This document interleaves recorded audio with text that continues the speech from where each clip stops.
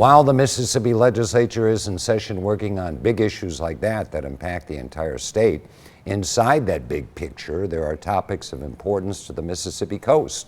The coast legislative delegation will be focused on issues that directly affect South Mississippi.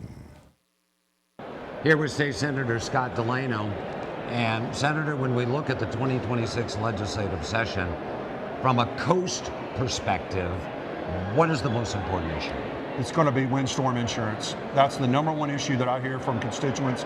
That's the number one pain that we all feel on the Mississippi Gulf Coast. We've got to break this logjam that we've had with the Commissioner of Insurance and making sure that we get an effective and efficient mitigation program established and funded. So there's two steps to that process, and hopefully we can get something done this year. There's been a lot of really good progress over the past couple of months.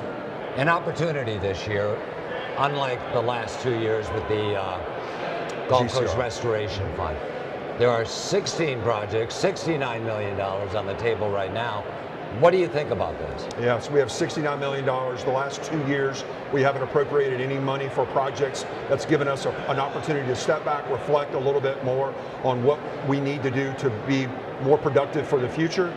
I think we're going to see a revolving loan fund that's going to come forward that would allow for those monies to go out to projects and then come back into the fund and then go back out again. That's a better process than what we've had to date, and I look forward to us working through the legislative process to make sure that that happens.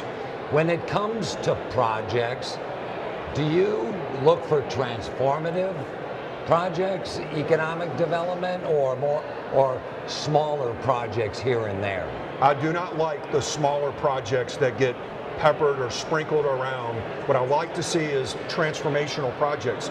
What's transformational in one part of the coast may be different in another part of South Mississippi. That's something that we have to consider, but I want to see large transformational projects that are going to increase wages, increase salaries for Gulf Coast, and increase investment, further investment from the private sector.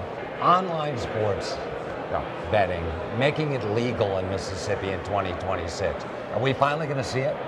Well, I'd like to see something come forward, but I don't think that the people that are really pushing this issue, which are the national companies that are FanDuel and DraftKings, are interested in trying to do what's best for the state of Mississippi, which is what our motivation is. Our motivation is to do what's best for the people in Mississippi and for our gaming industry in the state of Mississippi.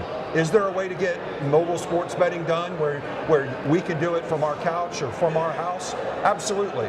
But the interest of those that are pushing this bill have been something that is more akin to how can we drive more business out of the state of Mississippi and into international or offshore accounts, and I'm not interested in that.